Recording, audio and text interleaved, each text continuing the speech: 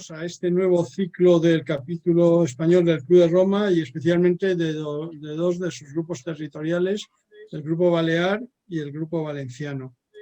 Estamos entrando hemos querido organizar este ciclo porque el Club de Roma Internacional, con motivo del 50 aniversario de su creación, que fue en el 2018, en los debates que hubo en Roma, que fue allí la Asamblea General, debido a que allí se había creado el club en 1968. Esta vez no fueron a la Academia del Lince, como fueron en el caso anterior, y tampoco tuvieron una financiación de la Fundación Fiat, como fue en 1968.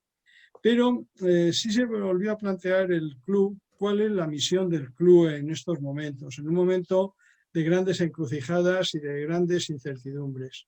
Evidentemente el club, cuando lo crean los 35 personas que estuvieron en la Academia del Lince, Aurelio Peccei tenía muy claro que el papel del club era dinamizar una serie de debates y de diálogos para que los mandatarios públicos y la ciudadanía pudieran hacerse cargo de qué situación de encrucijada y de dificultad tenía la humanidad por delante.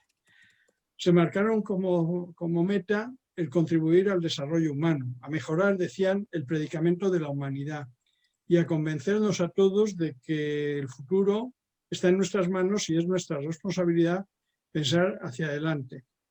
Evidentemente, en aquellos momentos el club no se imaginaba que 4 años después, cuando se publicó el informe, bueno, tengo que decirles que en medio de aquella reunión Aurelio Peccei descubrió una cosa importante, y era que eran incapaces de hacer un papel sobre hacia dónde iba a ir la humanidad. Y por lo tanto aplicó aquello de hacer de la necesidad virtud, y en vez de decir vamos a hacer nosotros un informe, se planteó vamos a preguntarle a algunos expertos sobre algún tema y nosotros les exigiremos que lo que nos digan esté de alguna manera trufado por contemplar las diversas interdependencias, por contemplar el medio y largo plazo y por tener una visión holística que contemple todos los temas, pero al mismo tiempo que sea global y que abarque a todo el planeta. En aquel momento la globalización no tenía las dimensiones ni la intensidad que tiene ahora, pero él sí descubrió que el club se tenía que dedicar básicamente a encontrar fórmulas para ese desarrollo humano y fórmulas para gobernar, para salir de las crisis, tener de alguna manera mecanismos que mejorasen la gobernabilidad del planeta.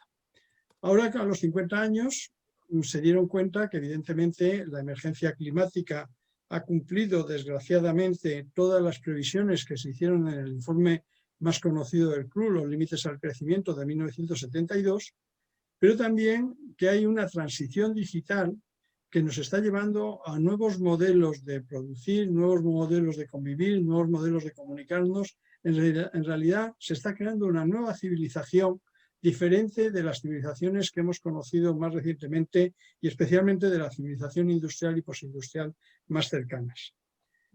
De hecho, a raíz de esa reunión hubo 30 y tantos miembros del club que se apostaron a hacer un libro, un informe que se llama COMAM, que es uno de los pocos informes que ha hecho el club por sí mismos, solo ha hecho 2, otro en 1989 sobre la revolución humana, y en este lo dividieron en 3 partes. Una parte que era las difíciles tendencias que estamos viviendo, que hacen insostenible la vida en muy poco tiempo.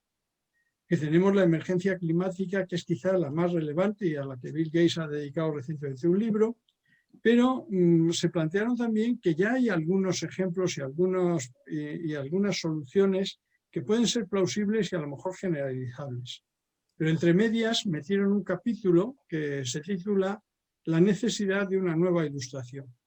Eso no quiere decir que el club renuncie de la ilustración que todos hemos conocido. La ilustración sirvió para afirmar al individuo, para afirmar los derechos individuales y también para reforzar e impulsar el papel de la ciencia y la técnica en nuestras vidas. Evidentemente, eso han sido los logros científico-técnicos los que han impulsado a la humanidad, pero los cuales también nos han creado problemas que los estamos viviendo ahora. Pero quizá lo más importante de la visión que tenía el club al hablar de la necesidad de una nueva ilustración radicaba en que esa nueva ilustración tenía un origen demasiado europeo, y se movía muy bien en el mundo anglosajón, pero dejábamos otros legados civilizatorios que es importante considerar y que ahora en un mundo global son imprescindibles de considerar.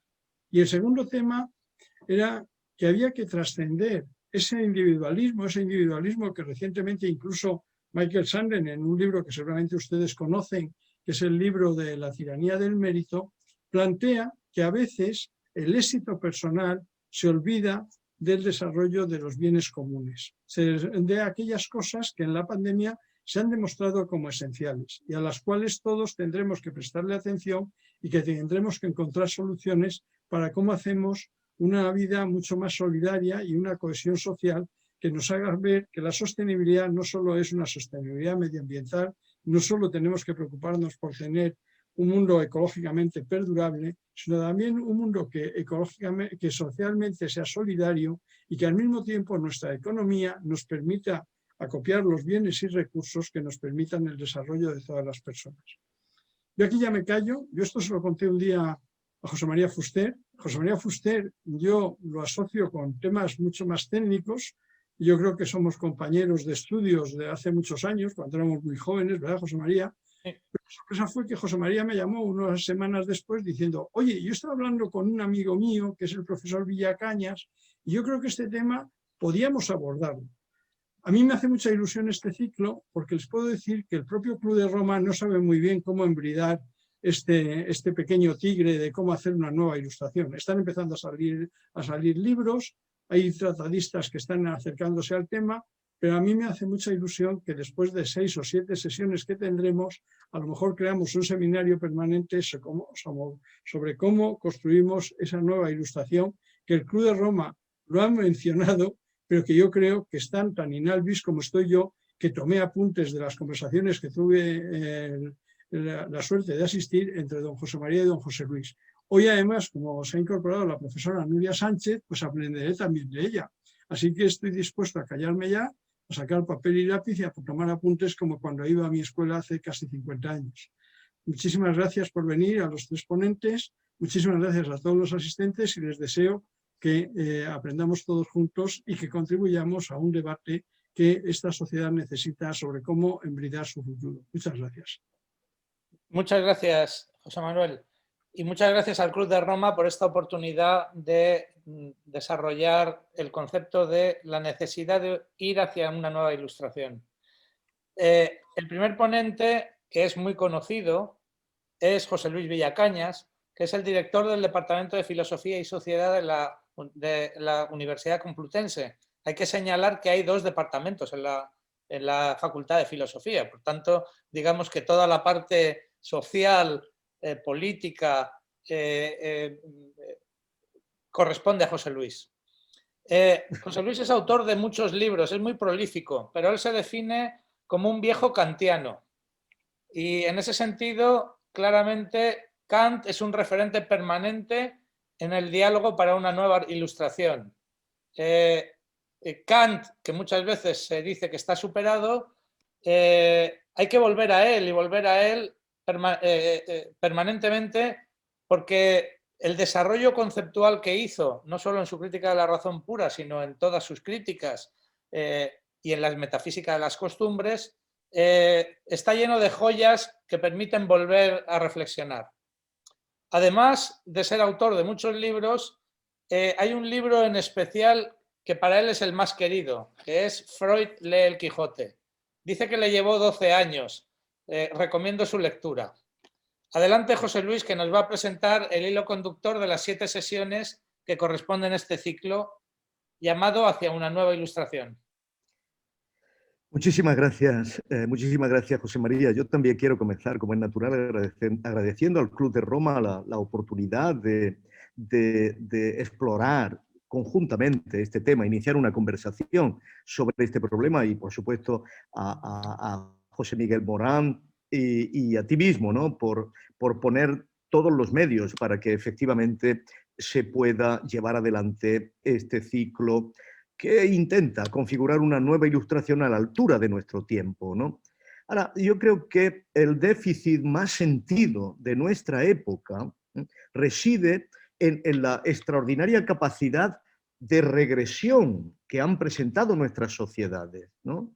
esta regresión autoriza cada vez a más amplios grupos de la población a refugiarse en creencias que son tan arcaicas o más como aquellas que tuvo que combatir la Ilustración histórica en sus inicios, ¿no?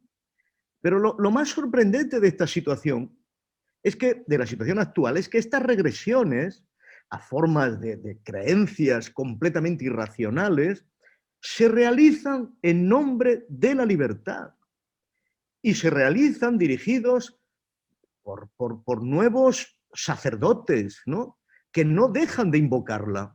Este punto es muy llamativo porque se asume uno de los grandes valores ilustrados, el de la libertad, para dirigirlo contra todo otro valor ilustrado y fundamentalmente contra el valor central de la verdad, ¿no? Por supuesto, no debemos engañarnos aquí. Una libertad sin sentido de la verdad alberga un potencial altísimo de violencia. Pues no se puede sentir, esa libertad no se va a sentir condicionada por nada, por responsabilidad alguna comprobable respecto de cualquier otro.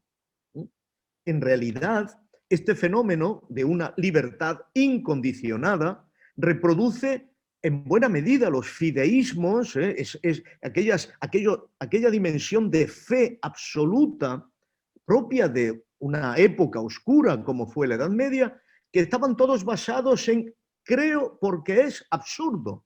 Y cuanto más absurdo es, más firmemente creo, ¿no?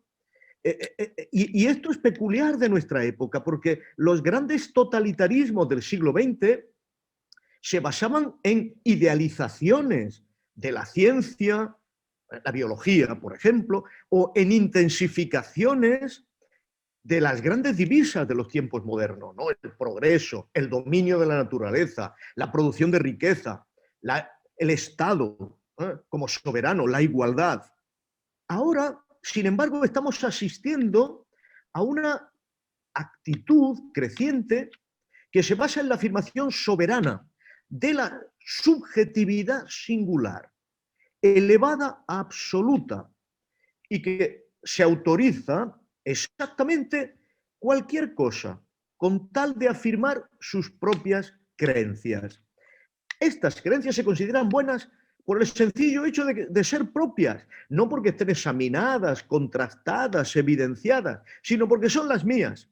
De este modo, se invierte la situación moderna porque frente al sacrificio de la subjetividad particular que a veces mostró la Ilustración clásica en favor de grandes empresas colectivas, estamos ante la inversión de la situación, el sacrificio de cualquier proyecto colectivo ante la subjetividad libre, absolutamente libre del particular. Eso nos invita a reflexionar sobre los defectos históricos de la Ilustración clásica que finalmente han posibilitado estos fenómenos.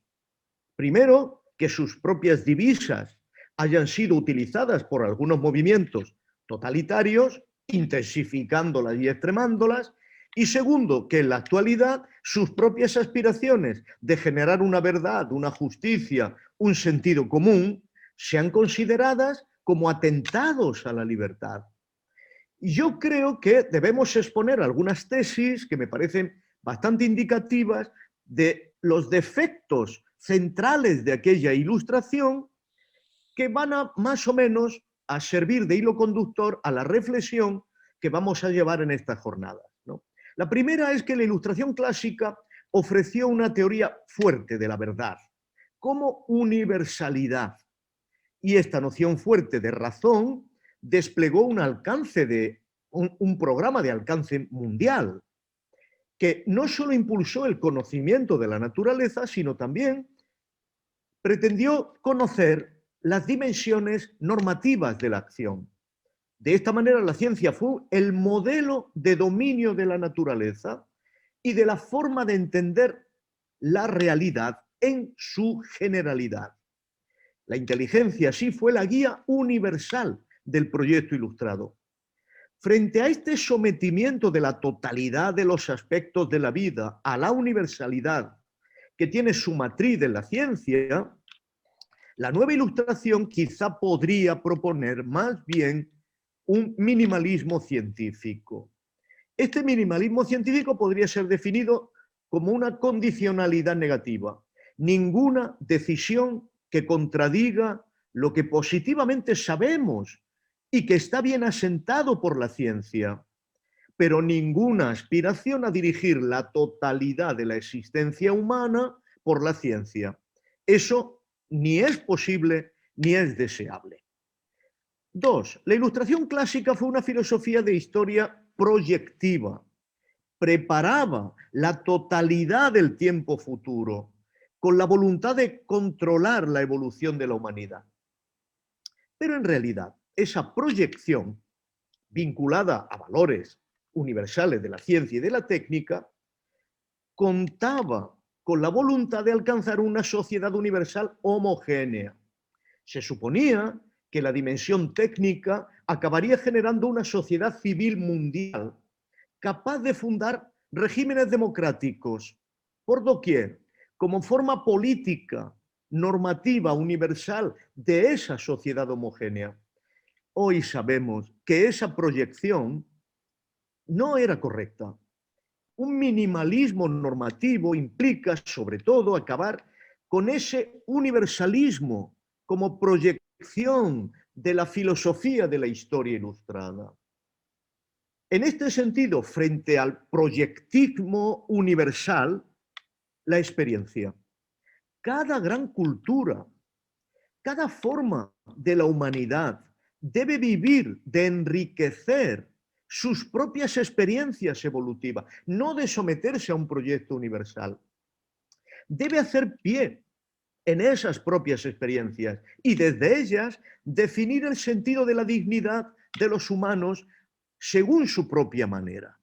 La normatividad mínima sería así el respeto por las experiencias de los grandes espacios culturales del nuevo nomos de la Tierra, fundados sobre su propio orden, y que todos ellos se relacionen entre sí por el único sentido común moral que implica no tocar violentamente al ser humano en la medida en que así expresamos el respeto sagrado que le tenemos.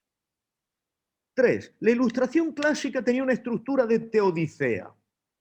Sabía que exigía sacrificios a los particulares, pero justificaba el mal que ella misma iba a producir, cambios de vida, cambios de población, emigración, trabajo insistente. Justificaba ese mal porque era necesario para el progreso. Por supuesto, esta estructura de teodicea depende de premisas teológicas que no pueden ser mantenidas.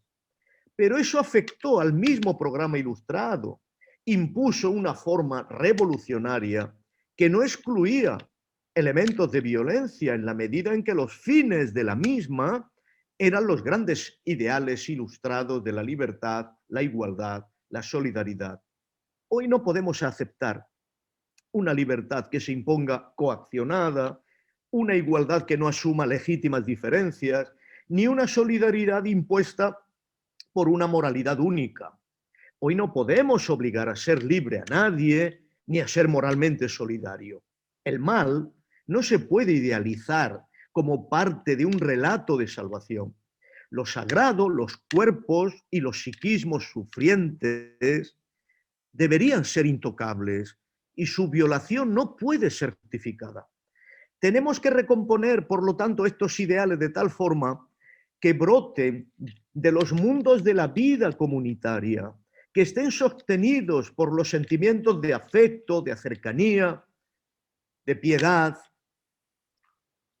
de empatía. Pues sabemos que los mundos de la vida se fracturan de forma irreparable si emerge la violencia, la coacción o un poder excesivo. Solo son preservados por formas de poder que no se alejan de las estructuras comunes y que condicionan de múltiples maneras la desnuda competencia de la sociedad civil cuya forma fue la que privilegió la Ilustración clásica.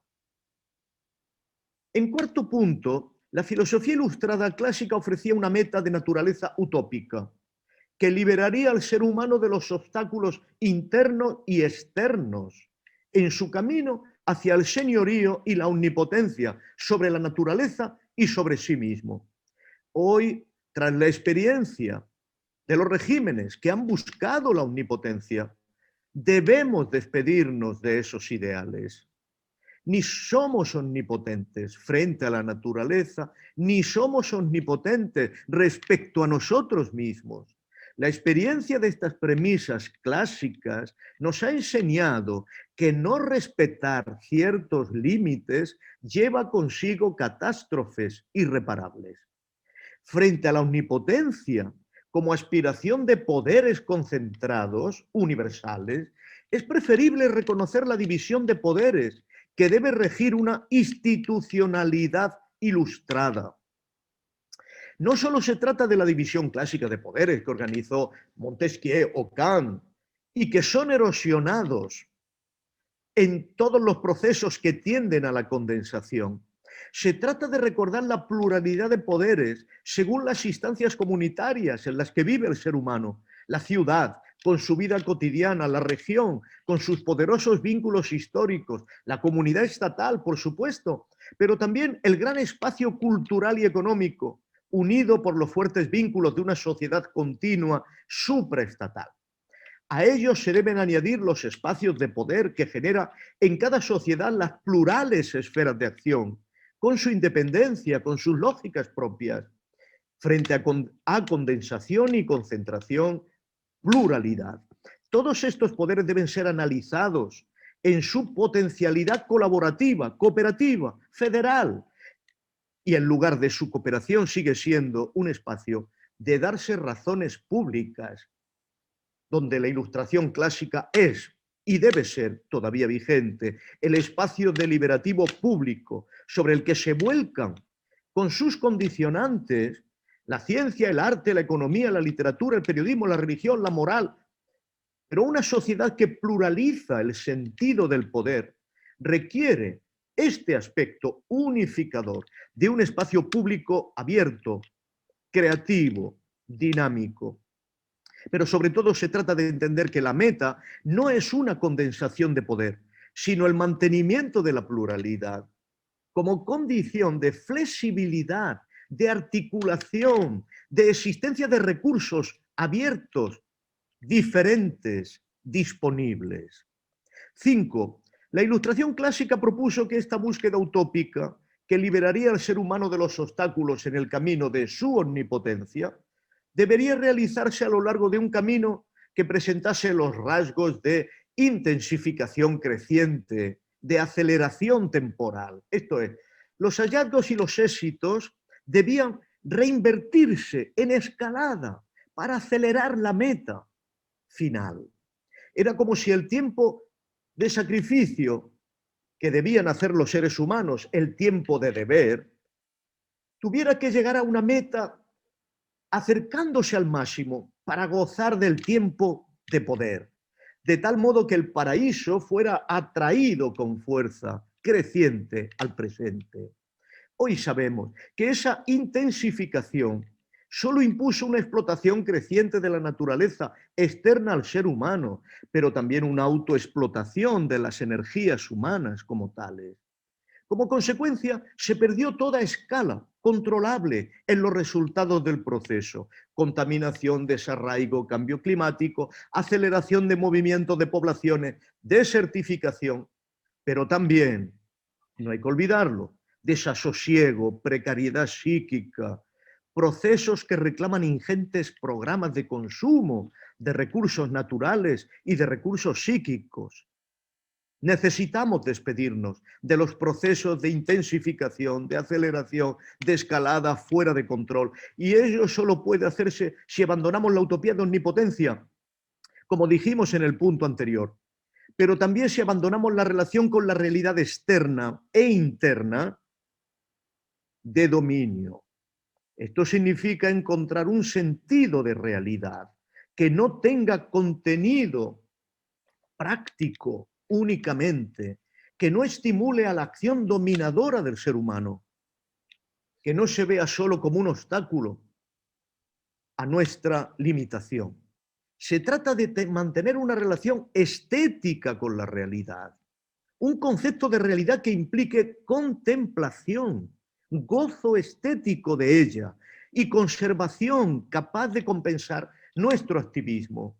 Como decía José María hace un rato, aquí la necesidad ya percibida por Kant de que es preciso una estética como complemento de la moral y como complemento del conocimiento se torna todavía hoy necesario.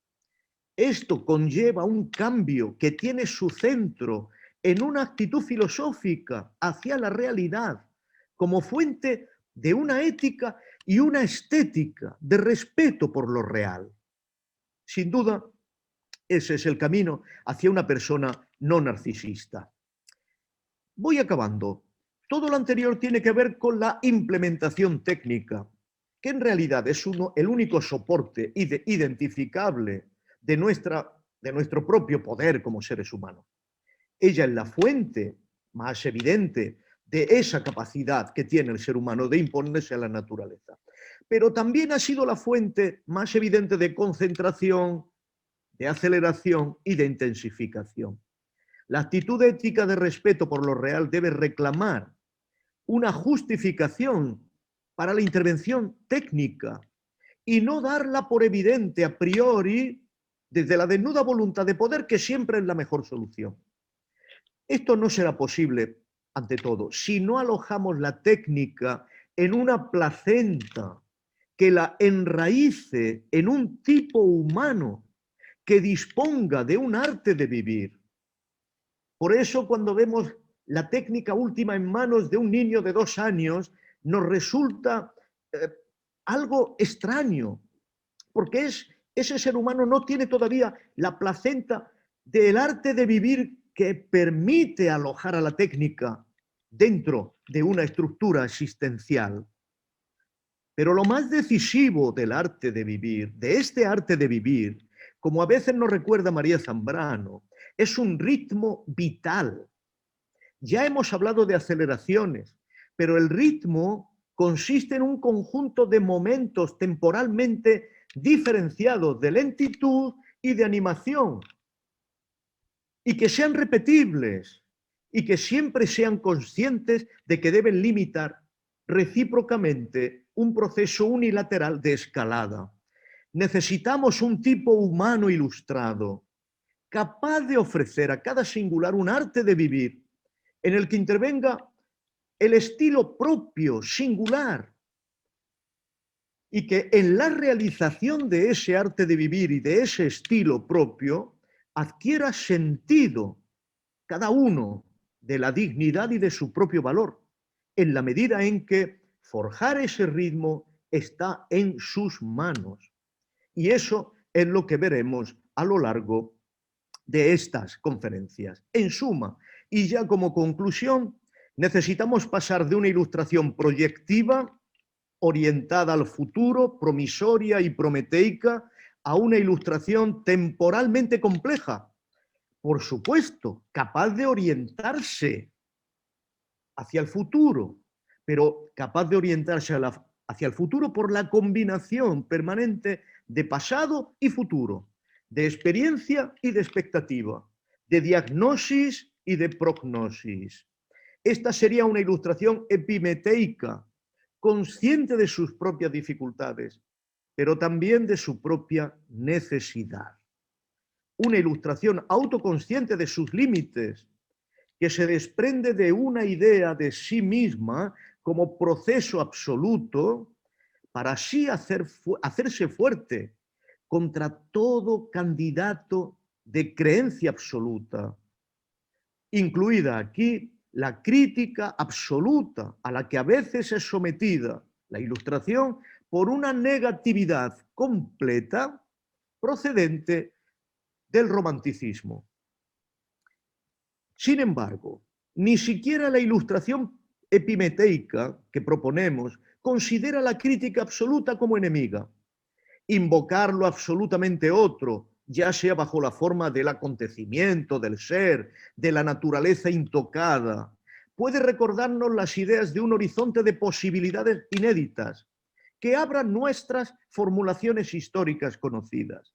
Sin embargo, una ilustración consciente debe llamar la atención sobre estas críticas absolutas y negativas respecto de la ilustración y descubrir sus peligros. Pues, o sus opciones, las opciones de la crítica absoluta, no se concretan nunca, o cuando se concretan, se les debe pedir cuentas también sobre su historicidad y la experiencia que producen. Por lo tanto, incluso las críticas absolutas a la ilustración pueden abrir el elipse de la experiencia humana, ampliar su horizonte, pero no pueden esquivar el aspecto condicionante de la experiencia si pretenden intervenir en la realización histórica.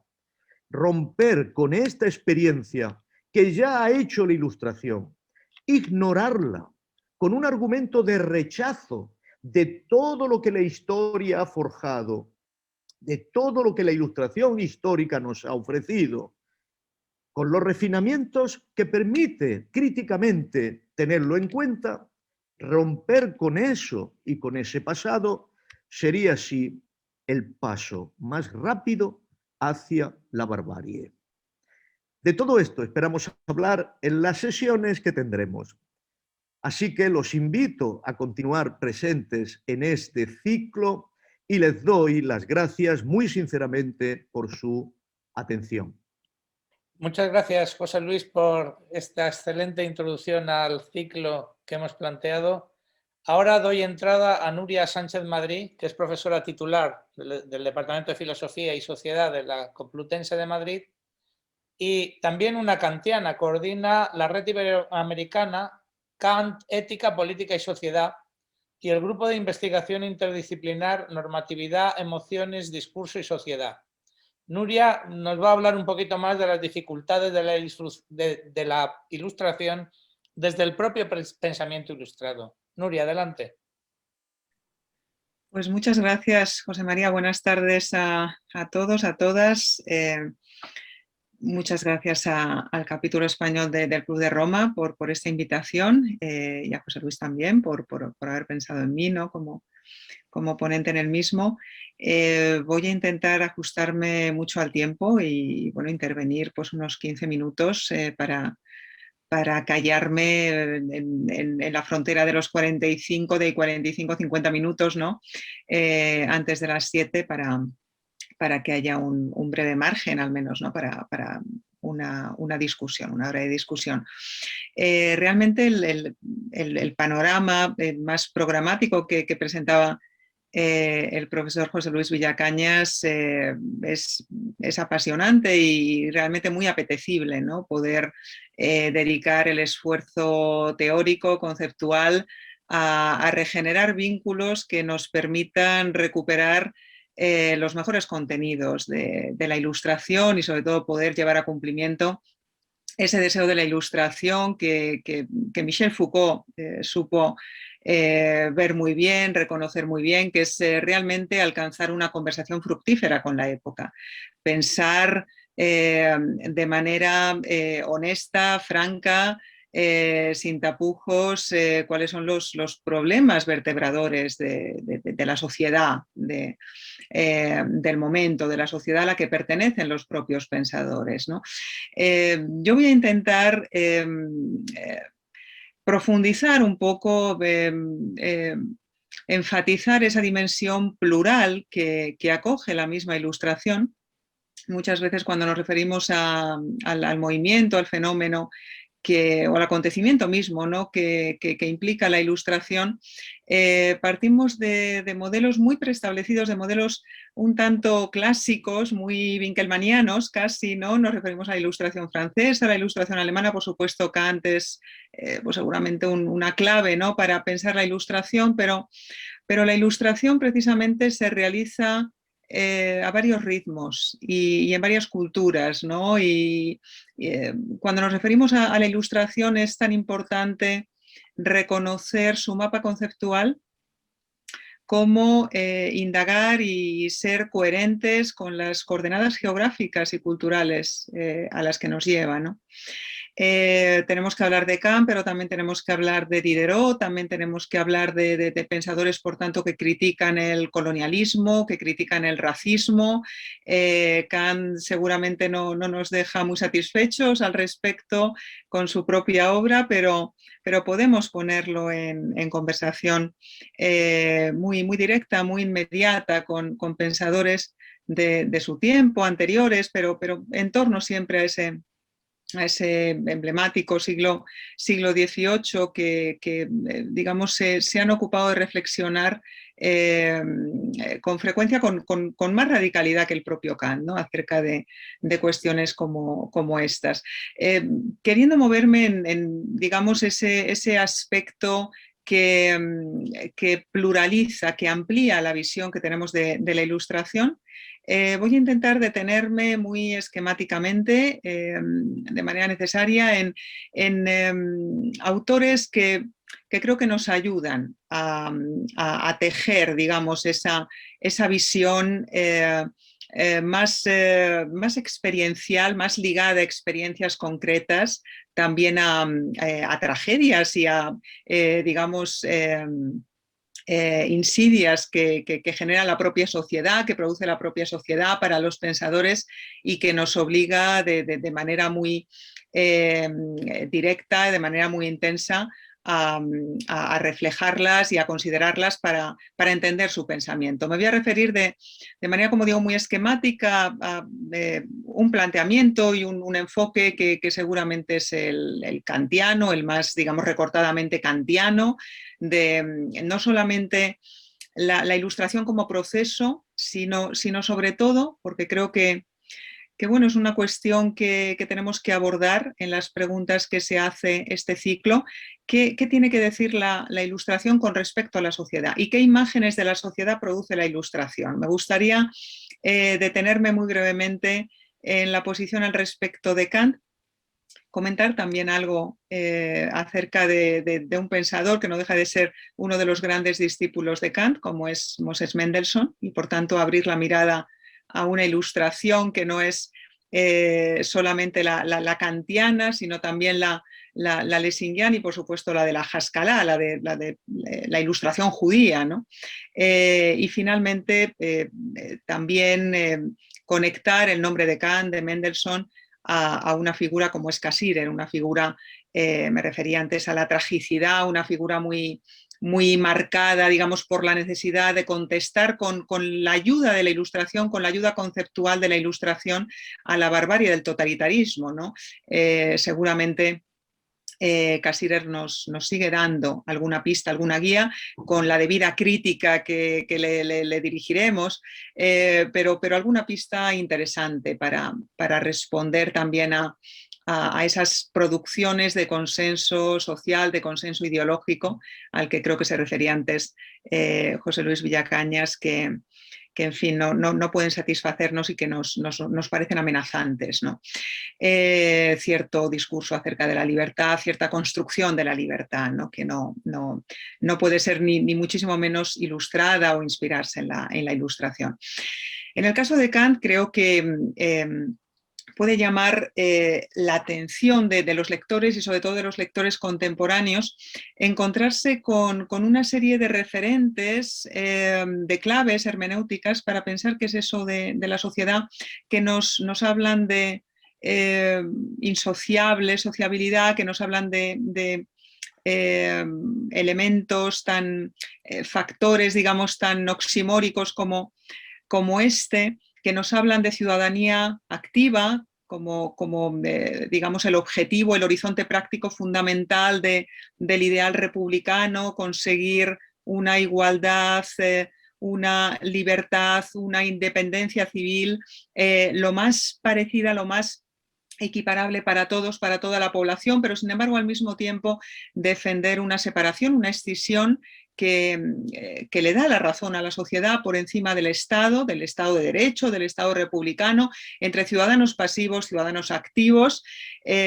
Podríamos articular también con estas claves hermenéuticas de lo social que encontramos en Kant, la propia distinción entre uso público y uso privado de la razón, esa famosa afirmación del monarca Federico, ¿no? De Federico de Prusia, de razonad lo que queráis pero obedeced, ¿no? Y la legitimación kantiana, ¿no? de ese mensaje, de esa manera de referirse el poder, digamos, la autoridad política suprema al pueblo.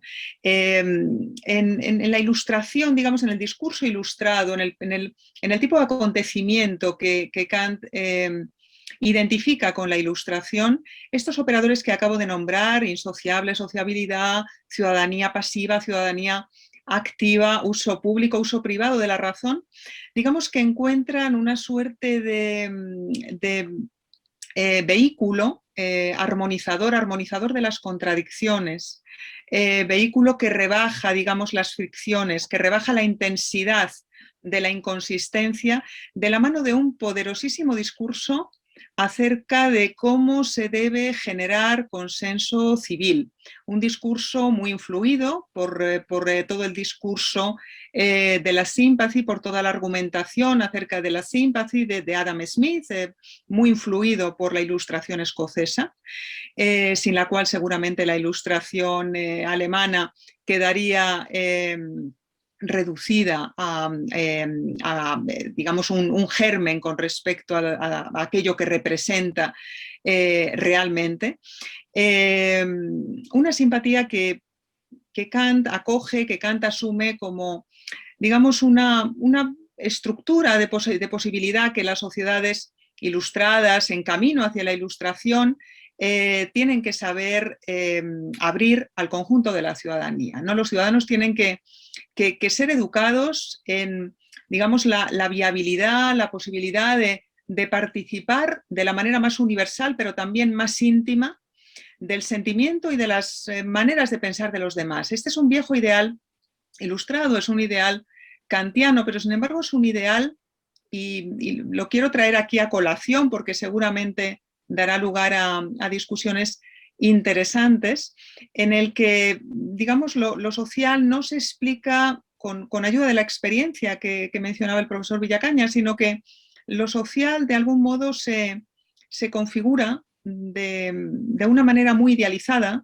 por medio de operadores bastante abstractos, en los cuales se habla de operadores estéticos que parece que lo pueden todo al nivel de lo social, que tienen que ver con el gusto, que tienen que ver con un libre juego de las facultades que luego seguramente desemboca en el estado estético schilleriano.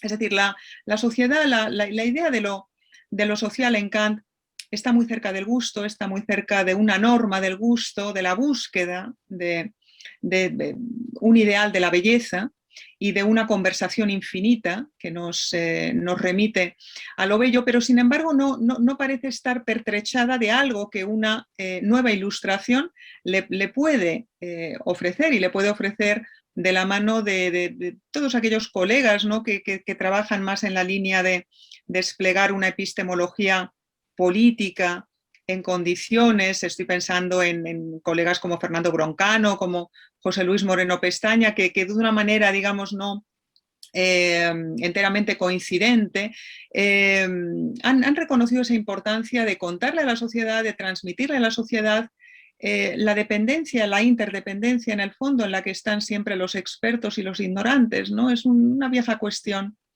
que interesa mucho a Kant, que interesa al Kant de qué es la ilustración, que interesa no solamente al Kant de la pedagogía, pero que seguramente es una cuestión esta de la interdependencia en la que están los que no saben o no saben de algo, porque, en fin, es un viejo topos socrático, ¿no? Seguramente todos sabemos algo acerca de una esfera determinada, acerca de un ámbito determinado, de lo que representa la vida social, de lo que representa también el conocimiento, pero ese lugar, ese todo, el lugar del universal, el lugar del todo, es el que también epistémicamente es regresivo, epistémicamente es amenazador, no es un vehículo de progreso. Creo que una nueva ilustración, una ilustración consciente de las cuestiones, digamos, centrales para superar las dificultades en que nos encontramos, tiene que mirar muy de frente a, digamos, esta nueva manera, este nuevo enfoque para contarnos a todos, a todas, en qué consiste conocer y por qué conocemos, y por qué gestos pequeños, y por qué contribuciones muchas veces microscópicas, ilegibles, invisibilizadas, llegamos a conocer algo, acerca de una esfera de sentido de la sociedad a la que pertenecemos.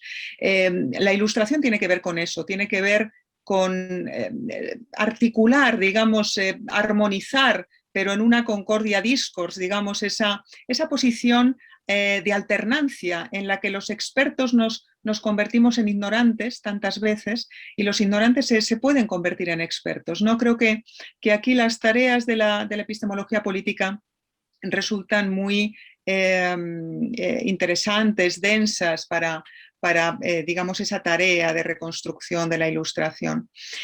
Lo que una figura como Mendelssohn también nos ofrece desde una ilustración otra, digamos, o matizada con respecto de la kantiana, tiene todo que ver con la tarea de hacer de la integración de minorías culturales, la integración de minorías religiosas, como es el caso de los judíos en la Alemania del siglo XVIII, en la Alemania en la que Dom escribe en el mismo año en que se publica La crítica de la razón pura, su obra sobre la mejora civil de los judíos, una obra que impacta de manera muy fuerte en Mendelssohn y que le lleva también a hacerse cargo de esa tarea, de ese proyecto de integración en la que, digamos, la unión de la fe, la unión impuesta de la fe, esa imposición de la renuncia a la fe judía, no se identifique con la tolerancia, porque no tiene nada que ver con ella, ¿no? Estoy pensando en el Mendelssohn que el profesor Villacañas conoce muy bien, el de la Forrede, del prólogo a la salvación de los judíos, la edición alemana de Henriette Hertz, que prologa Mendelssohn y de la que se hace cargo Mendelssohn para contarle también al poder político prusiano cómo es bueno que los judíos se conviertan en una especie de, la expresión que utiliza Mendelssohn es colonos interiores, ¿no? Colonos que digamos están dentro de la sociedad, ¿no? Íncitos en la sociedad alemana, pero siguen sus reglas, siguen sus rituales y recuperan, digamos, encarnan ese discurso lessingiano, ¿no? Esa figura de Lessing que en tantos aspectos puede ser un mediador entre Kant y Mendelssohn, entre la ilustración alemana clásica y la Haskalah. Se recupera ese discurso en el que se distinguen las verdades de razón, de las verdades históricas, y sobre todo se le dice a la propia divinidad: quédate con la verdad, quédate con esa verdad sin corazón, ¿no? Con esa verdad que no palpita como la verdad parmenidea, quédate con ella y déjanos a nosotros los seres humanos, a todos, a judíos, a cristianos, a ricos, a pobres, burgueses, aristócratas, desposeídos, déjanos a los demás con digamos, el goce, ¿no? la tarea, el horizonte de seguir descubriendo la verdad. Me parece que en ese sentido la Haskalah nos sigue interpelando de manera muy intensa y sobre todo en relación con problemas y con dificultades que las sociedades contemporáneas experimentan cada vez que se trata de ampliar el marco normativo, ¿no? Hace poco me enteré de que, por ejemplo, textos como el texto que Arendt dedica en el 59, que es un texto que creo que está muy influido por por el Mendelssohn que retoma el texto de Benassé Ben Israel y que lo prologa y que lo quiere digamos, extender, hacer, digamos, conocido a toda la sociedad alemana, porque en él se contienen verdades civiles muy interesantes, consejos civiles que pueden mejorar, digamos, la coexistencia, la convivencia. Un texto de Arendt del 58-59, como son las reflexiones sobre Little Rock, esa distinción que ahí, ya digo, Arendt, siguiendo muy de cerca a Mendelssohn, establece entre la igualdad política y la discriminación social. Creo que esta es otra enseñanza de la Ilustración judía que podríamos traer a colación aquí. Es decir, los ciudadanos como ciudadanos tienen que reclamar y tienen que pedirle a sus estados, a sus gobiernos que construyan, que generen, que visibilicen la igualdad. Todos, todas tenemos que ser iguales, pero sin embargo tenemos derecho en nuestros respectivos espacios sociales a discriminar con quienes queremos comer, queremos realizar nuestras actividades de ocio, incluso discriminar a qué colegios queremos que vayan nuestros hijos, ¿no? Ese texto que tantos problemas le dio a Hannah Arendt con la sociedad estadounidense, con la sociedad multicultural estadounidense, y que, como digo, recoge la herencia mendelssohniana, hoy en día ha sido utilizado por colectivos LGBT. El otro día que Didier Fassin, por ejemplo, lo ha utilizado ese texto precisamente para reclamar la dinámica de acercamiento, pero también de distancia entre grupos que seguramente, más allá de la experiencia de la convivencia ciudadana, no tienen mucho que decirse recíprocamente, porque son grupos socialmente distintos, ¿no? En fin, no quiero extenderme mucho más con mi propia exposición, sencillamente señalar que si mezclamos, si hibridamos un poco la enseñanza kantiana, la mendelssohniana, la figura de Cassirer era la que he hecho antes referencia y que, bueno, por razones de tiempo pues voy a tener que dejar un poco fuera, no deja de recuperar el legado mendelssohniano, pero a la luz de una idealización platónica que también tenemos que valorar, ¿no? Es decir, todos los ideales mendelssohnianos se convierten en ideales regulativos para Cassirer, ¿no? Eso también genera seguramente problemas con el referente de la experiencia al que mencionaba el profesor Villacañas, ¿no? Sencillamente señalar, de la mano de esta hibridación de programas que me parece provechosa, que me parece útil, dos lugares en los cuales creo que la ilustración clásica, el modelo clásico de la ilustración, nos sigue interpelando y precisamente pues nos puede ayudar a generar esa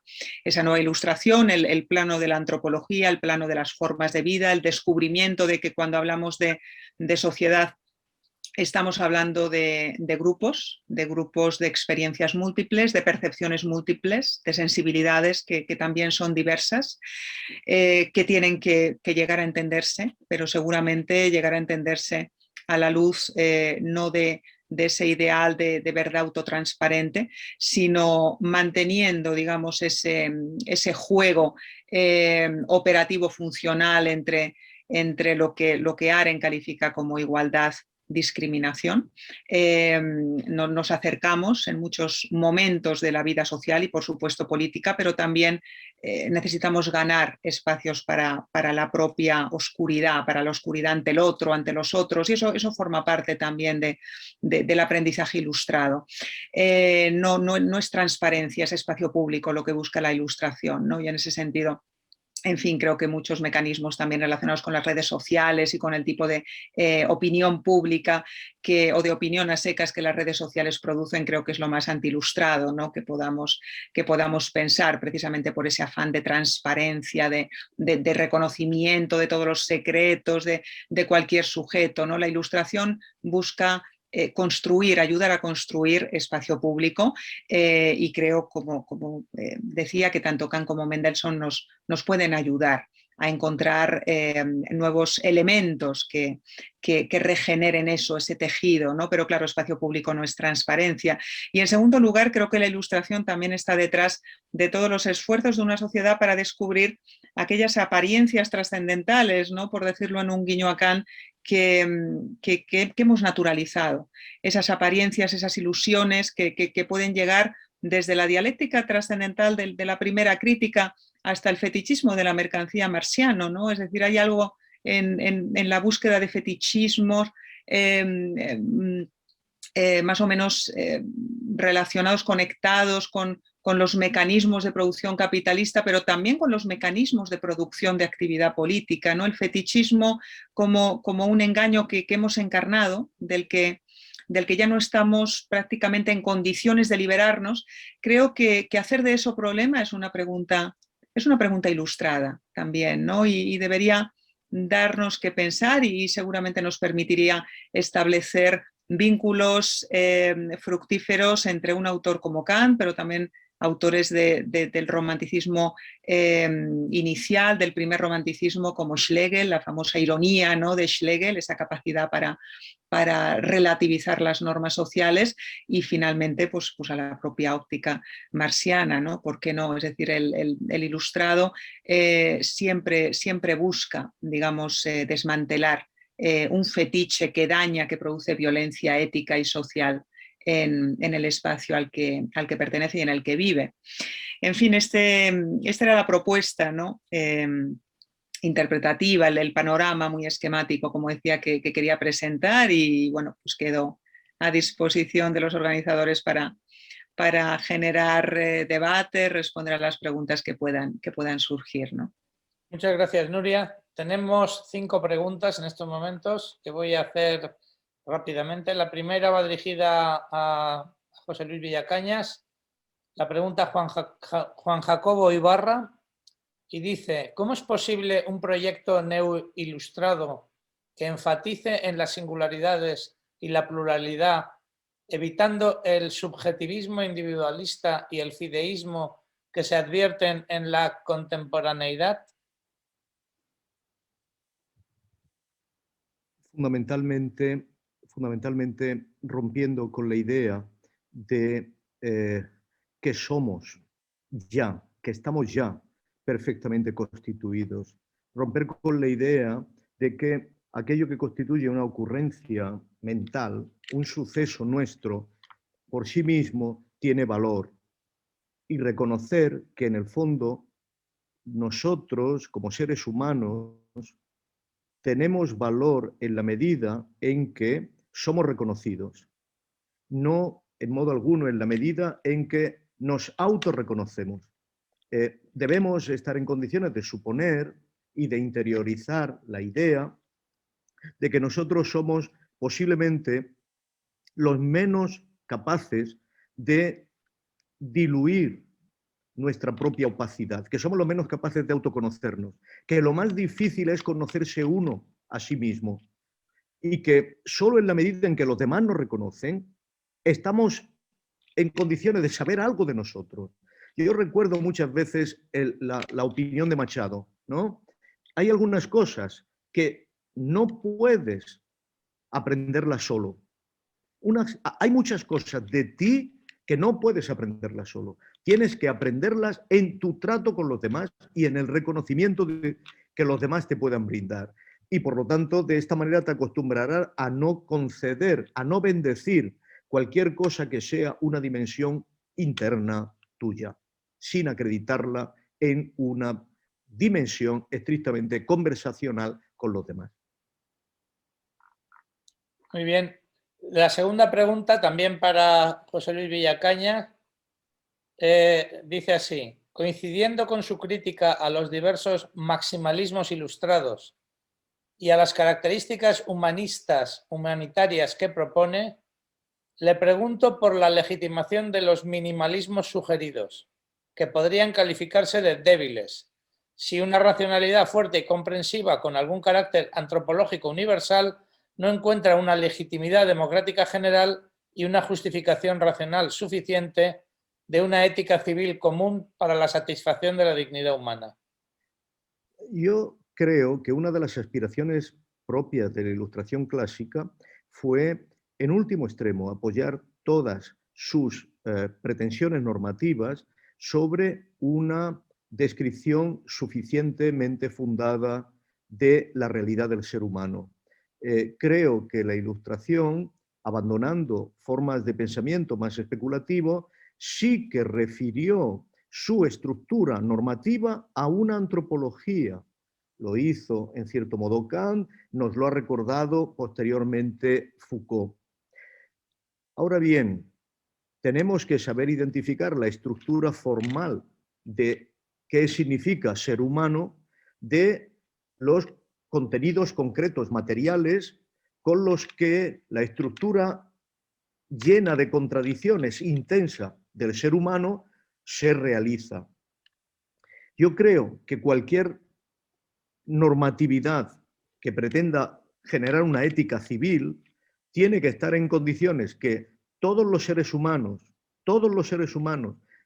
comparten una estructura que implica necesariamente ser ellos, a través de su propia inteligencia, afectividad, los que tienen que identificar lo que es bueno, y que por lo tanto eso tiene que ser sagrado, pero al mismo tiempo reconocer que eso no es materialmente identificable, no es materialmente decisivo. En este sentido, la antropología tiene que ser de algún modo formal para que dé cabida a que las diferentes concreciones históricas que han buscado la vida buena estén en condiciones de desplegarse. El minimalismo normativo tiene que ver con esa forma que compete a que la inteligencia del ser humano tiene que contribuir a definir sus propias metas, sus propios fines. Pero el contenido de sus propios fines tiene que, obviamente, ser plural, porque la manera en que se realizan esas vidas, la experiencia en que se realizan esas vidas, es completamente diferente.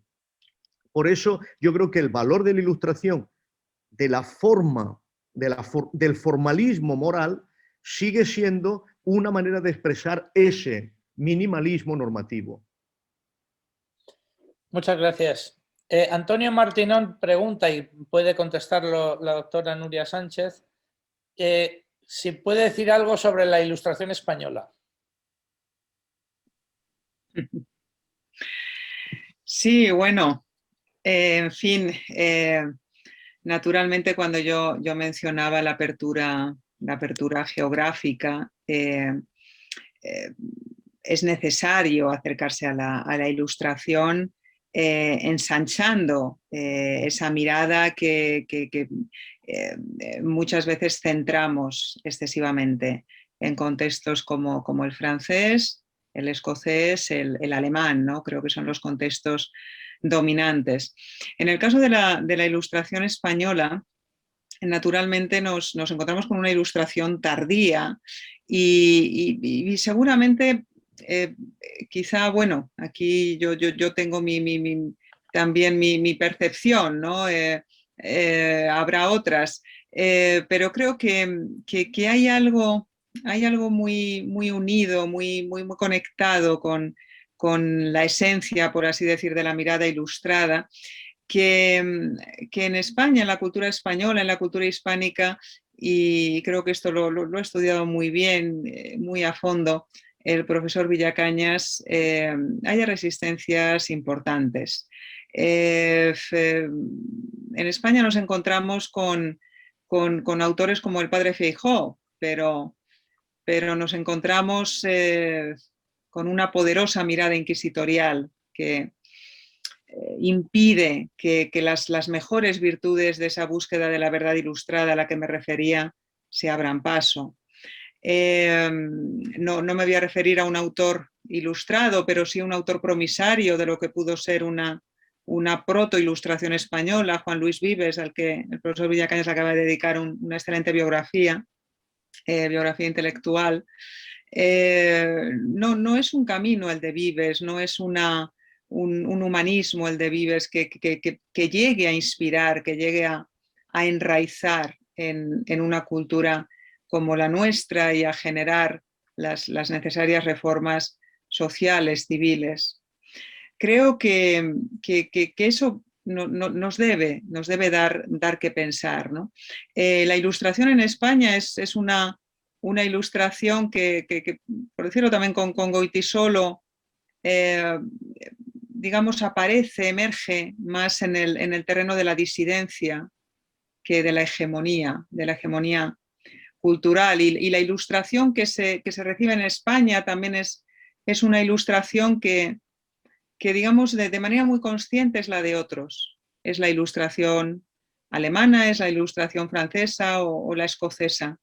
Creo que esa falta, digamos, de arraigo, de disposición para ese arraigo de lo que sería la propuesta ilustrada en un territorio cultural y social como el español, como el ibérico, digamos, como el español, fundamentalmente, es algo que tenemos que analizar. Seguramente de la mano de una lectura global, en clave global de la ilustración. Naturalmente hay ilustración española, claro que hay ilustración española, pero si vamos a la parte más programática del ideario ilustrado, nos encontramos con una prioridad de los obstáculos, con una prioridad de las disposiciones contrarias, de las condiciones que alejan, digamos, esa búsqueda de convivencia entre diferentes, de construcción plural, pluralista de la verdad. En España siempre han interesado otras cosas. Y cuando la ilustración llega a España, llega efectivamente como parte de un canon intelectual. Antonio Martinón hace una segunda pregunta que se relaciona. ¿Conserva la ilustración los valores del humanismo? Erasmo Moro. Yo ¿Quién creo, responde? yo creo que podemos decir que la ilustración, tal y como emerge en el siglo XVIII, a mitad del siglo XVIII, es la continuación histórica del humanismo, tal y como emerge en el siglo XVI. Basta percibir las invocaciones de Kant en Bacon y basta percibir las invocaciones de Bacon respecto de los autores del siglo XVI, el propio Vives, ¿no? Por lo tanto, yo creo que hay una continuidad histórica perfectamente reconocible entre la crítica que lleva adelante el humanismo y la crítica que recogerá posteriormente la Ilustración.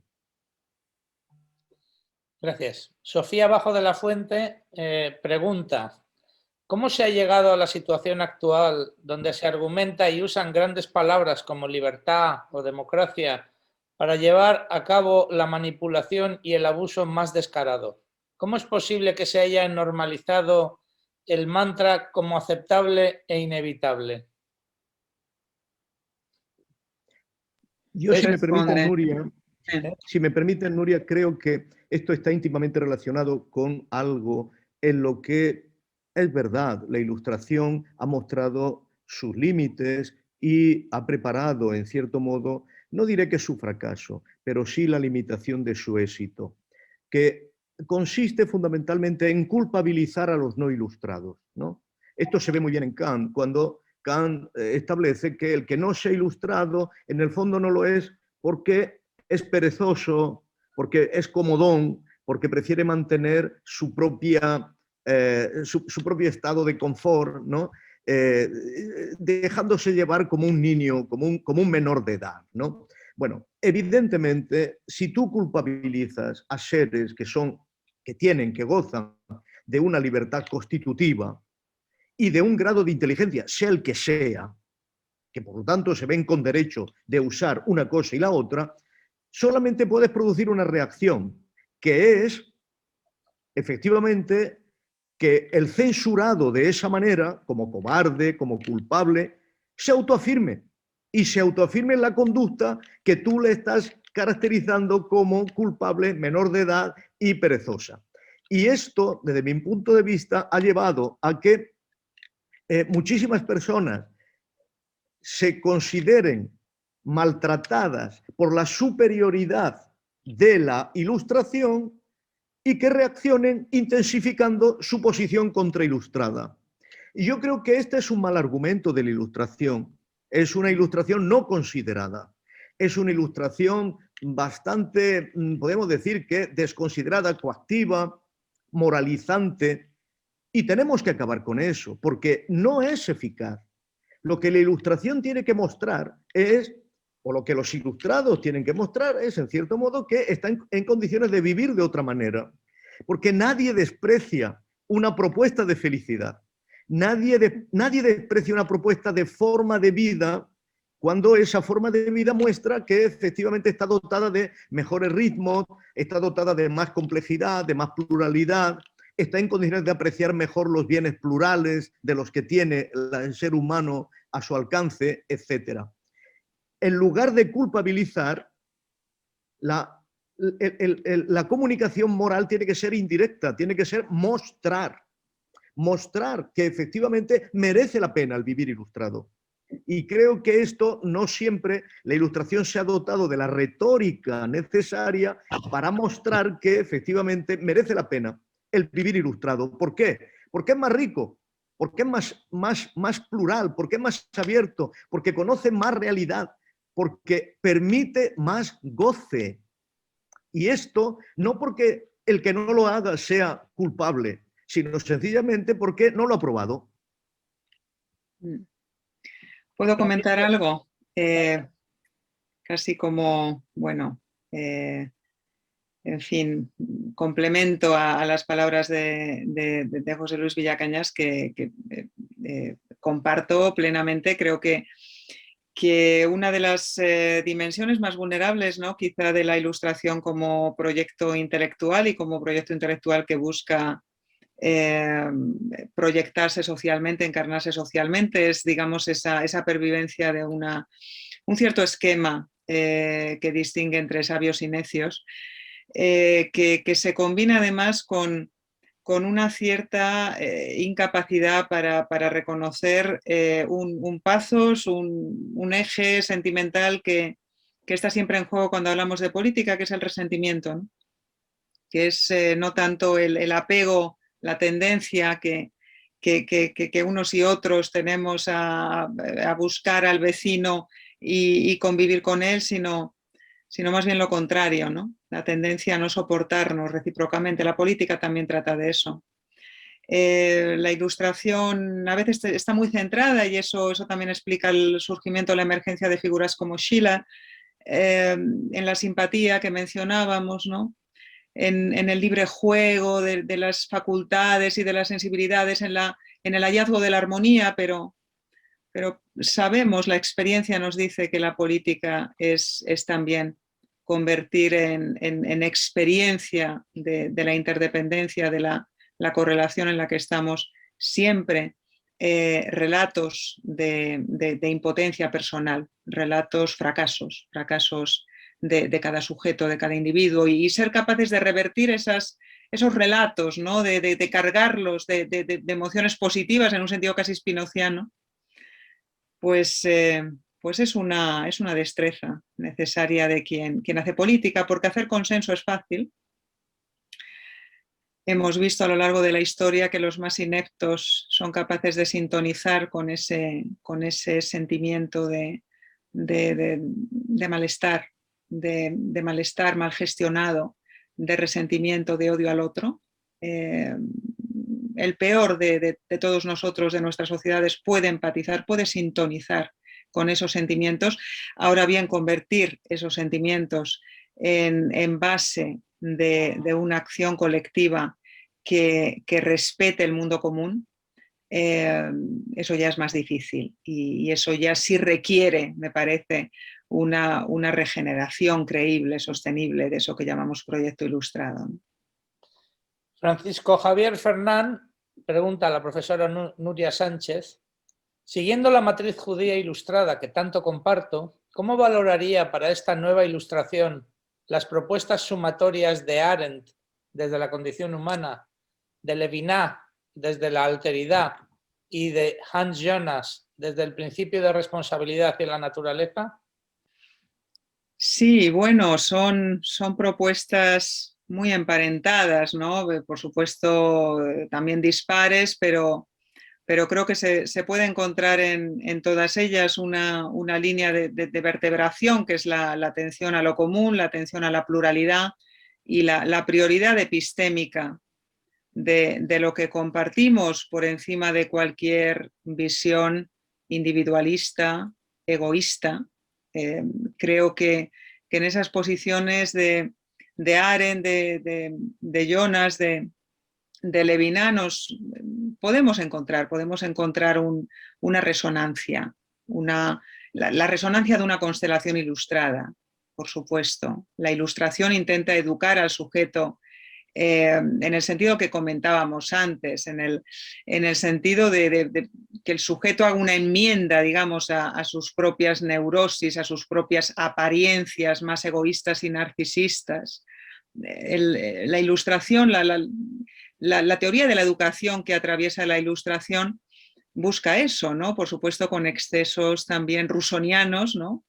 No quiero decir que la única educación posible que proceda de la ilustración sea la del Eminio, ¿no? Es decir, hay en Rousseau también, en fin, ciertos excesos que pretenden resolver que sea eso de la sociedad por medio de fórmulas contractuales, como sabemos, ¿no? Pero la sociedad no es solo un contrato, ¿no? ¿Qué es eso del contrato? ¿Qué está detrás del contrato? Detrás del contrato hay muchas acciones, hay muchas valoraciones, hay muchos estados de ánimo, muchas disposiciones individuales, colectivas, ¿no?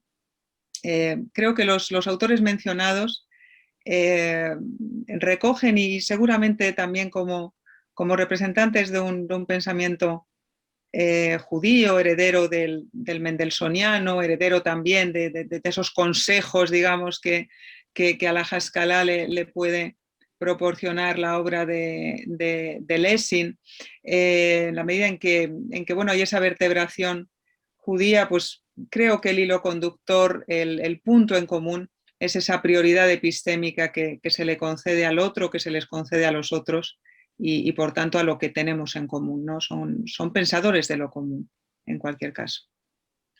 María Si Arenas. me permite, José Sí. María, ¿me permites un instante? Sí. Solo añadir una cosa a lo que ha dicho Nuria que me parece importante, que es esto.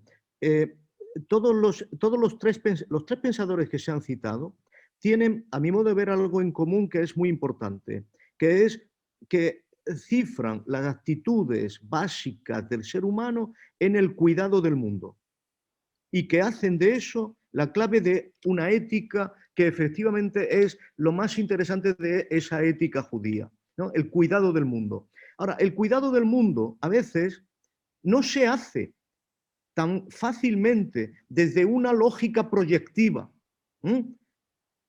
Se hace con tacto.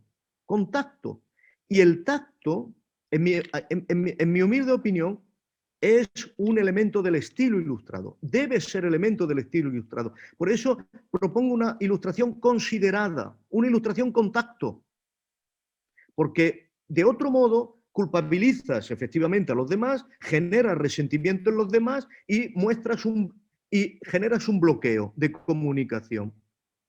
El tacto es la forma ética básica de mostrar cuidado del mundo, atención al mundo. Es la fábula de Vives que dice que de aquel paisano, ¿no?, que iba con el burro, le dio a beber agua, era ya caída la noche, el burro se bebió la luna y el paisano le dijo: no, voy a matar al burro porque el mundo puede sobrevivir sin un burro, pero no puede sobrevivir sin la luna, ¿no? Esta disposición a cuidar del mundo es lo básico de la idea de la ética de la responsabilidad, es lo básico del problema del reconocimiento del otro, etcétera, etcétera. Y me parece que esto forma parte de una manera clara de esa ética ilustrada, de ese estilo ilustrado que yo proponía al principio. Discúlpame, Nuria, Gracias, por favor. gracias. María Arenas Vacas pregunta: ¿por qué las sociedades actuales son tan proclives a la regresión?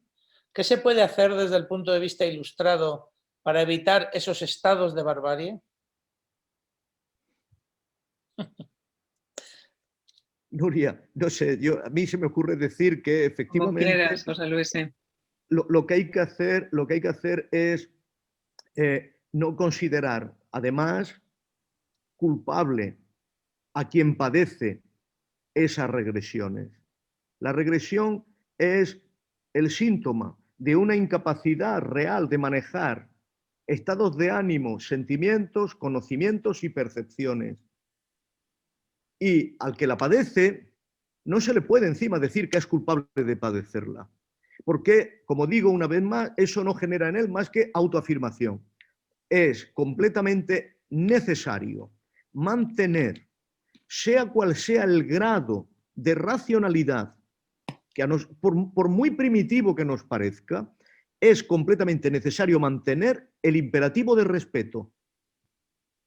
Porque de otro modo, lo que generamos es el abismo radical entre dos seres humanos, que esto no produce más que odio y resentimiento.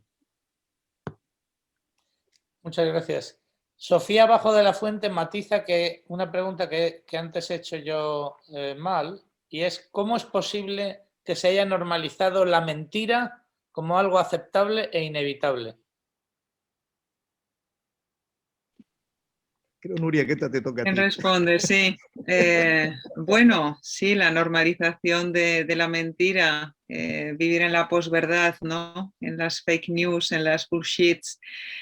En realidad, estoy por citar también, introducir aquí en el discurso a Arendt, ¿no? Que pensó mucho estas cosas y bueno, creo que también la atención a la verdad, ¿no? Forma parte de manera pues muy central del ciclo. Esa extensión de la mentira, de las patrañas, ¿no? Por decirlo con Frankfurt, con Harry Frankfurt, ¿no? Tienen una explicación también emocional muy directa, muy primaria. Es un territorio cercano al de la autoafirmación, del psiquismo impotente, ¿no? Al que nos referíamos antes. La mentira, la extensión de la mentira como el bulo, es una satisfacción, desempeña una función de satisfacción muy inmediata de instintos que tienen que interesar mucho a la política y al político. Y que seguramente amenazan de manera nuclear la convivencia social y los procesos que facilitan y que también coadyuvan a esa convivencia. La extensión de los bulos, el vivir en, digamos, relatos o rodeados de relatos que no tienen ninguna sostenibilidad, al mismo tiempo enraiza de modo muy fuerte en necesidades afectivas de los colectivos. Y en realidad sociedades como la nuestra, que nos parecen tan avanzadas, que nos parece que bueno, estamos tan de vuelta en tantas cosas, ¿no?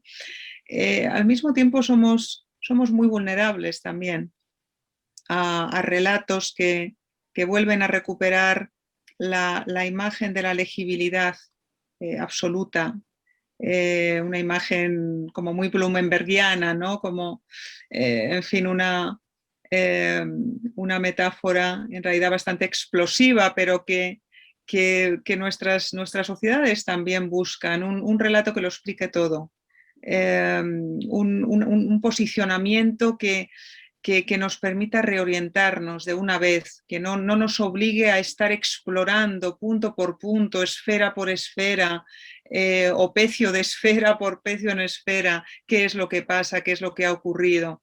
La verdad es una carga, porque además es una carga colectiva, ¿no? Porque tu punto de vista seguramente enriquece y corrige el mío. Tu experiencia y tu punto de vista, porque tu punto de vista sobre lo que te parece verdad siempre va a estar tamizado de experiencias y sembrado de experiencias, no va a ser el que yo tenga, la posición, la perspectiva, la óptica que yo consiga no va a ser enteramente la tuya, la de otro. La verdad, como digo, es colectiva, cuesta, somos perezosos. En ese sentido sí que recuperaría esa vieja acusación kantiana, ¿no? Hay que trabajar mucho, hay que elaborar mucho para conseguir una Alaska de verdad, una Alaska lessingiana de verdad, ¿no? Y claro, lo que ofrece el bulo es todo lo contrario, es un narcótico que además las redes sociales te entregan muy fácilmente. ¿Cómo no se va a extender?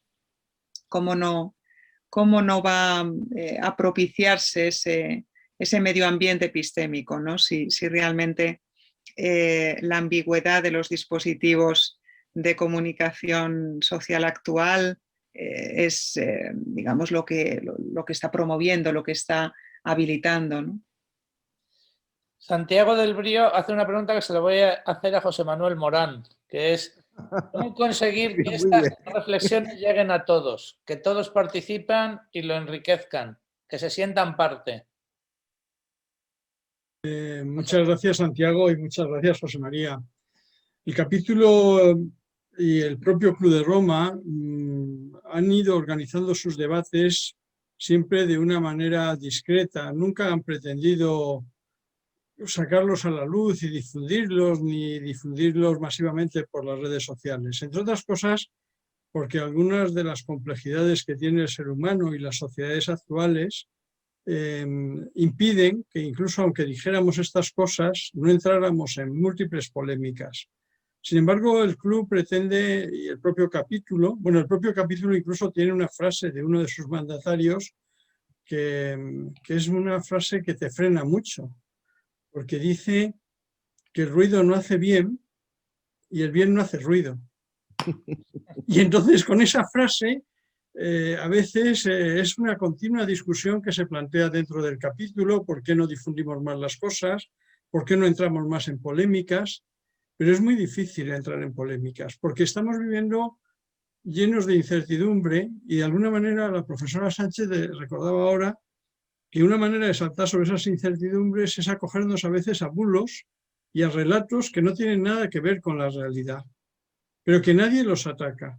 Yo, por ejemplo, a veces tengo, no sé, pulsiones juveniles a mis 74 años, y es que me enfada mucho cuando pienso que alguien que está entrevistando a un político o a un escritor o a una personalidad pública, y este dice alguna sandez, ¿por qué no le corrige? Porque piensas que la entrevistadora o el entrevistador conocen perfectamente que lo que está diciendo no es verdad y es una perfecta sandez y es una majadería. Pero sin embargo, aceptamos con esta sensación de que, bueno, todas las ideas, todas las opiniones hay que respetarlas con el tema de la libertad de expresión, y nos tragamos unas cosas increíbles. Y el club no puede entrar en eso. Sí es necesario que difundamos esto, a pesar de que sean debates difíciles y debates complejos y debates que nos hacen reflexionar sobre lo que ha sido nuestra historia reciente y nuestra historia un poco más lejana, y también qué corrientes de pensamiento hay detrás de algunos de los procesos en que estamos viviendo. Nosotros ayer tuvimos una sesión sobre el Mediterráneo y antes de ayer una sobre la desigualdad.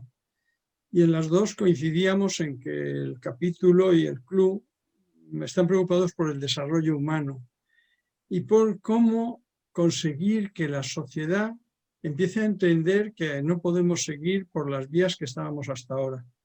Y en las dos sesiones hubo un momento donde todos coincidíamos en que quizá por la situación de la pandemia hemos descubierto la fragilidad de nuestro mundo y hemos descubierto la impotencia de las grandes potencias, perdónenme la redundancia, para entender cómo poder salir de esta crisis. Y a lo mejor algunas de las cosas que estamos oyendo del Fondo Monetario Internacional o de la administración Biden apuntan a que alguien está volviendo a pensar que nos sería bueno coger el talante que tuvimos cuando acabó la Segunda Guerra Mundial. Volver a descubrir el valor de la dignidad humana, de la dignidad de las personas, volver a descubrir el valor de la verdad, volver a descubrir que no nos podemos enganchar a lenguajes totalitarios o a lenguajes falsarios. Volver a descubrir que la verdad es muy importante y que la evidencia científica es muy importante, pero también las evidencias sociales y las evidencias que nos lleven a la convivencia. Y nuestro proceso, además, es un proceso que, como es a medio plazo, este debate lo podremos volver a tener dentro de 2 o 3 años o dentro de 2 o 3 meses. El club no pretende agotar los temas. Yo, por ejemplo, quedan me parece que 1 o 2 preguntas. Yo le sugeriría a nuestro moderador que se las contestemos a quien nos las hace en la próxima sesión, porque el ciclo nos va a permitir ir avanzando en debates sobre estos temas e ir abriendo nuevas incógnitas, nuevas ventanas de discusión y nuevas ventanas de apreciación de una realidad que es mucho más compleja que la que había cuando se creó el Club de Roma. Cuando se creó el Club de Roma teníamos una ventaja, y es que había Guerra Fría y había dos bloques. Y entonces todo lo podíamos explicar por los bloques. Pero ahora es que no hay bloques, estamos en un extraño multilateralismo no cooperativo, pero sin embargo eso nos hace ver que hay soluciones parciales y algunas de ellas contradictorias. En aquel momento era muy fácil. De hecho, cuando se creó el club, yo tengo en una librería de un pasillo de mi casa libros que dicen que el club era una creación del Imperio Americano para evitar el desarrollo de los pueblos del tercer mundo. Y al mismo tiempo tengo libros también de los americanos que decían que el Club de Roma era una invención del mundo soviético para evitar el desarrollo de un capitalismo competitivo que nos mejorase a todas las vidas. Entonces era muy fácil, era blanco-negro, pero ahora es que tenemos demasiados grises, demasiados colores, las televisiones cada vez inventan nuevos modelos para el negro. Yo creía que solo había un negro, pero cada vez que veo los anuncios de los nuevos televisores descubro que hay un negro, un matiz de negro, otro matiz, y esto nos hace muy difíciles. Yo les invitaría a que siguieran asistiendo a estas sesiones y que nos hagan reflexionar. Y nos hagan reflexionar, yo le agradezco a la profesora Sánchez esta mención al bulo, porque la próxima sesión, la sesión de mayo, va a entrar en este tema. Y luego el 3 de junio vamos a hacer una sesión sobre un libro que ha publicado recientemente el anterior director de la Real Academia, que es miembro de la Junta Directiva del capítulo, don Darío Villanueva, que es sobre morderse la lengua y sobre lo políticamente correcto. Esto de lo políticamente correcto que tanto daño nos está haciendo y que tantas mentiras lleva aparejadas simplemente por quedar bien con el interlocutor, defender la libertad de expresión, cuando a veces en la libertad de expresión se encierran verdaderas majaderías que no aguantaríamos cuando éramos más jóvenes. Estos son los problemas que tiene el capítulo. Yo les invito a que nos sigan y les invito a que agradezcan que yo cierre ahora la sesión, que cerremos la sesión, porque si no, creo que llegaríamos a cuando empieza el partido del Madrid-Cádiz, que es creo que a las 10 de la noche, o cuando empieza el debate en Telemadrid sobre unos candidatos que nos van a divertir, pero que seguramente no nos dará mucha luz de lo que va a ocurrir el día 4, ni lo que va a ocurrir en los días posteriores al día 4 de mayo en la capital del Estado. No sé, José Luis, si tú me dejas que cerremos ahora, si la profesora Sánchez dice lo mismo, y José María, yo le pido mil disculpas a dos preguntas que me dicen que hablan de la felicidad. Y la felicidad yo creo que nos entra en la segunda o tercera sesión, podremos volver a hablar de felicidad. Muchísimas gracias a todos por su asistencia.